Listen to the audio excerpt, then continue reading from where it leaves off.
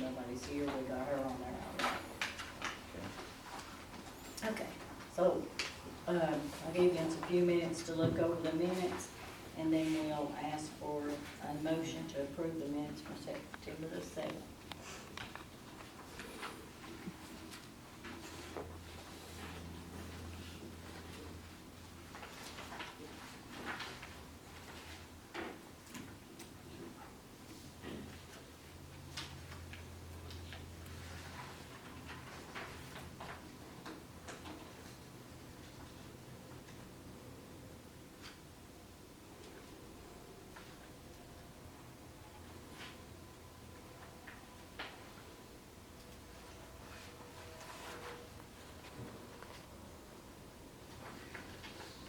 Do we have a motion to approve the minutes with the correction on the 203?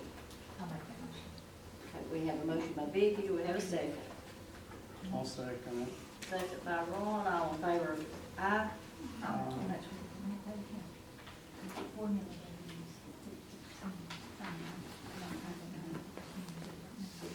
All right, and I guess we have anything from the building officer and code enforcement. Jim, don't know of anything you want to report to? I don't know of anything on the buildings, do you, or the codes? She's working on sending out, the house across the street from, First Baptist Church, Yeah, the two that you can't see now. yeah, She's trying to,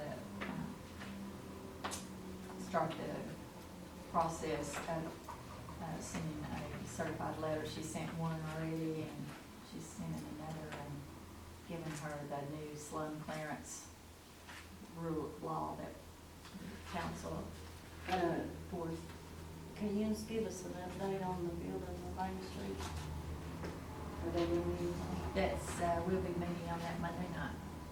Okay, all right. It's in progress of Okay. litigation, I guess. We do have a building permit from Clint and Monica Bain up on 263 Crescent Circle. Well, it'll be on 262 Lakeview Road. They're getting ready to build up there.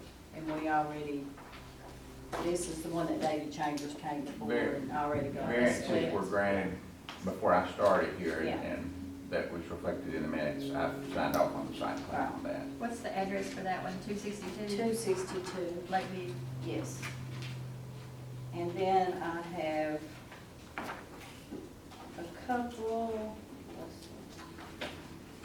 two from the phase 2 of the commercial building permit for the Tennessee College of Applied Technology. And they paid some of that down. Let's see, they paid, what did they pay before? Anyway, this one is $29,406, and then the other one is $28,253.09, which is $43,000. The first one was 28, right? Yes. And the second one was 20. Those fees are paid to the city, is that correct? Yeah, they had asked if they could pay those in phases, One more. because it was so Yeah, much, yeah, so they paid some in April. They paid $31,000 in April. And so they still owe $57,000 after paying No, this wait a too. minute, they paid how much in April? They paid $31,000 on April the 1st, Okay. and then these two was $43,969,598. And then they still owe $57,659.09. What was the 29,406 and the 28? That together were 28. That together That's- is the 43? Yes, that together is the 43. They don't add 43. Is that right? No, that's more than that. That's Yeah. 50. That's, I don't add up right. Okay. The total cost for phase 1 and phase 2 is $43,969.58. It's quoted by Samarsha Terra from Denmark Construction. The total cost of the building permit for phase 1 and phase 2 is $88,659.09. Based off the town Caryville Appendix B recommended schedule of permit fees, the town received a partial payment of $31,000 on April the 1st, and they still owe $57,659. That's what this says, so I don't know. I didn't know we got the 29. Was 88. 88.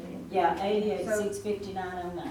So that was the total, and they paid, 31. 31, so they owe the 57. So if they just paid 43, then it's 43, so that means they only owe like about 14 something. Yeah, it's probably just about paid, Yeah. but anyway. But that's all I have. Okay. All right. All right, any public comments? Unfinished business?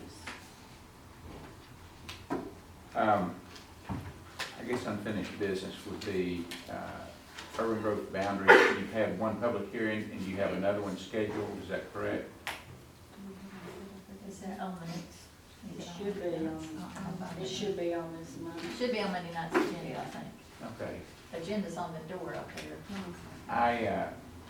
I spoke to Jack Lynch a couple weeks ago at the East Tennessee Development District Awards banquet about the expansion and mentioned the meeting of the coordinating committee for the county. And of course, they have not been meeting, so I guess someone after the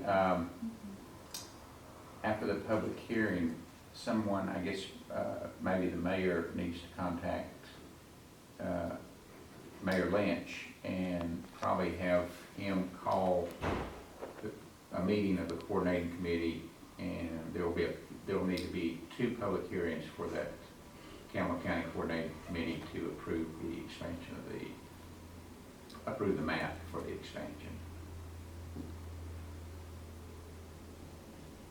And they've not met over 11 years. No, and I talked to E.L. Morton last month, and he said that they did not meet in the 2 terms that he was mayor, so they may not have met since they were organized in 2001. I Do you don't even know know. who's on the committee now? I don't know who's on. There will be a representative from each of the municipalities, from the utility district and the Chamber of Commerce, I believe, are required members for that committee. Maybe the industrial development person, I'm not sure, but anyway. And I don't feel badly because I was telling Janet I've got 7 communities that I serve as their planner, and 3 of them are expanding their urban growth boundaries, and most of them have not met previously, so it's part of the process.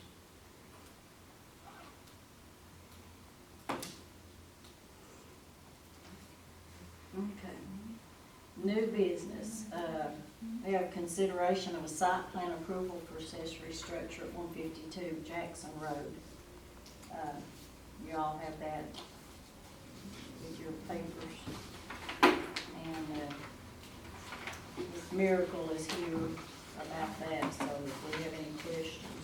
And you're just putting up a carport on Yeah, the side of the house? yeah, kind of close to the house, yeah. Yeah, it's Just where the driveway is, it's always been there, so. it's showing 23 feet off of the property line, which meets the setback requirement.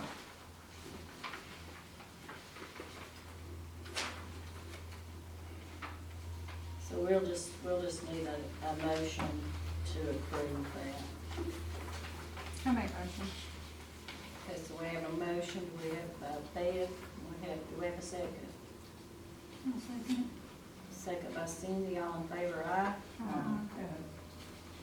I think you're good to go. And we do appreciate you coming in. Thank you. And getting the building permit for that. Thank you all, have a good evening, thank you. Thank you.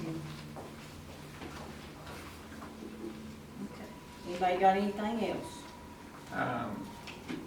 Let me share something with you. If you'll kind of take a look at this and pass it down. I wish I had a copy for everyone. But this is the nuclear energy innovation for the Oak Ridge corridor. And what it is showing is these companies that are coming in that are affiliated with nuclear energy or fusion with Type 1 and TVA, they're projecting 5,000 new jobs by 2030. Most or a lot of these workers are going to be coming in here from other areas. There is going to be a significant problem with housing. Probably there already is, I think there is already, but it's going to be growing exponentially. I think it's really important for this community, Anderson County, Rowan County, surrounding communities, Knox, Morgan, Claiborne, any community that is within an hour's drive is going to be a bedroom community for these jobs. I think it's important that the communities get prepared for this. This is the Bull Run steam plant where it was. Is this Bull part of the Run, yes, Type 1 is going in there with a fusion. fusion? It's a joint operation with TVA and Type 1. They're going to employ about 330 people there, and those are going to be very high-paying jobs. Physicists and scientists will be in there. So a lot of these are going to be very high-paying jobs, and it's going to have a tremendous impact on the community all around, and we've got to make sure that that impact is a positive one. And really it's important, I think, for housing and infrastructure are the two most important needs in the region to accommodate these people that are going to be moving in. That's roads, utilities, community facilities, and housing. So I wanted to just bring that up to make you aware of what's coming. Oak Ridge is already building homes for this, right? I mean, Oak two Ridge, big I think Oak Ridge subdivisions is, they've got a grasp on it, yes, they're moving right along. Knox County is moving quickly. But again, I think the outlying areas are going to be impacted too. And Caryville, what are you, 30 minutes from Oak Ridge? Mhm. So anything that's within an hour's drive is commuting to these jobs. And so there's an opportunity here, an opportunity for all of their communities. Let's see if we can get prepared and take advantage of that opportunity. If we can improve housing availability, then commercial activity and retail will follow the rooftops. That will generate additional sales tax revenue. And I know you don't have a property tax here. One of these days you may, and that's something else that would need to be prepared for, because you're gonna, with people coming in, the city's going to provide a higher level of services. I mean, it's just the way it is with growth. So, anybody got any comments or thoughts?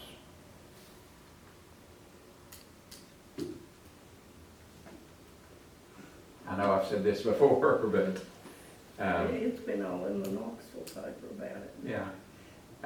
And I think for Caryville, I really do think, and I mentioned this, I guess, when I started out over 2 years ago here, I think Caryville needs to plan for higher density residential development. It's just the cost of land, the cost of construction.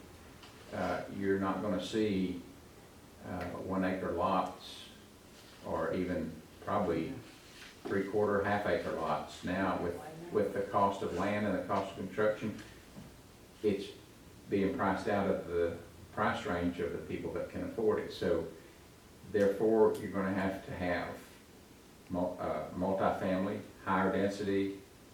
You may have to look at going up. And I don't necessarily think that's a bad thing.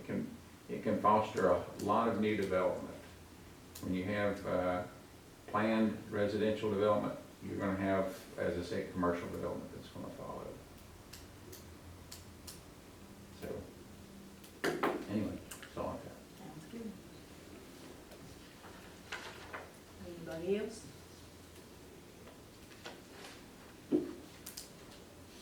And thank you for moving the meeting for a week later. I went down to the Redneck Riviera last week and had a great time. Next time.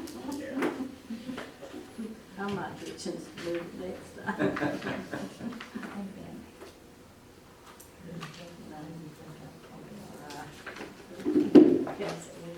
I'm okay for next month.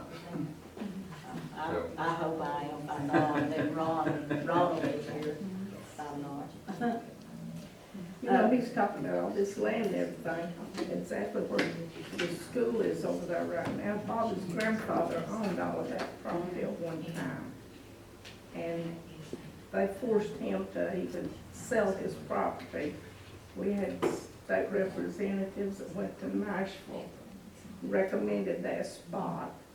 They were going to condemn him and take it. So that shows you what they can do. Mm-hmm. Who forced him, the county? Who made him sell it? The county? Snow That's a state-owned facility that TCAT is. Because he had given us a lot over there to build a house on. And we had to let it go. So that's the reason I know the things, what he's telling you, can really happen. Oh, yeah, yeah. There's a lot of things that's happened here in Caryville that a lot of people don't know about. One thing, and I don't know whether there's anything we can do or not, maybe up to you all, but Kevin Ward did stop me the other day to talk to me about there's a electrical pole Yeah, we brought right him in into front of the little, his market over there, and it is kind of, it is in the and way. they've had over 14 accidents Yeah. a week ago.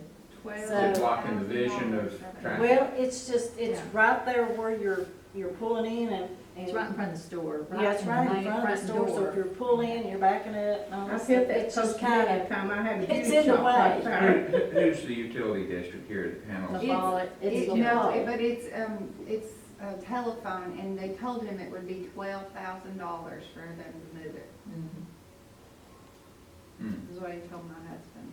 Well, he just asked me if And there I don't know was if anything anything at has all that I telephone could lines do. either. And No, I everybody said, did hey, telephone. I Well, I just tell do you something, I had a something. brother that died just here recently because he was into it with the telephone company, and he had gone out that morning to cut down their post because they had put it in the middle of my mother and daddy's property. And he kept on trying to get them to remove it, and they would not. The week after he died, they went up there and moved it because they knew they had a lawsuit. Well, they won't move this, and that's what they told him. He's contacted them, he's been in touch. Is it creating a safety issue? Yes, Yeah. it's definitely, it is. I think that But they the are pole was incurring there liability. before the building Building. was, so that's where I think your issue is. Because he just recently built the building, and the Yeah. pole's been there for, Okay. Yeah, but all, that- it was in the way of all those other buildings that were there previously. Right. The I just post didn't know if office, that's what it the was. shop, I mean, Yeah. everything. It's always been in an an issue, Who but do you contact though, to? I had a beauty shop right there. I don't know. I don't know. But anyway, so if y'all I can, guess have our attorney to call AT&T. if there's anything anybody can do, we need to try to, because it is, If It's it- gonna if cause it's a lot of if it's a accident safety safety hazard, I would get somebody that could attest to that. Somebody that's qualified that could attest to that and say, hey, we've got a safety issue here. When Joe Arnold put Jack's over there on Mhm. And they There don't was a get pole permission there from right these from people that to old do building. that. Really? And they moved it, I don't know if it was electric or, but it was, he wanted it moved and it's gone. I don't know what they did. I can't believe it cost $12,000. They gotta, apply for a beer license. Okay, anybody got anything else? If not, then we'll meet again on November the Or is 6th, it a new, 5 o'clock. 5 o'clock, and we are adjourned. okay.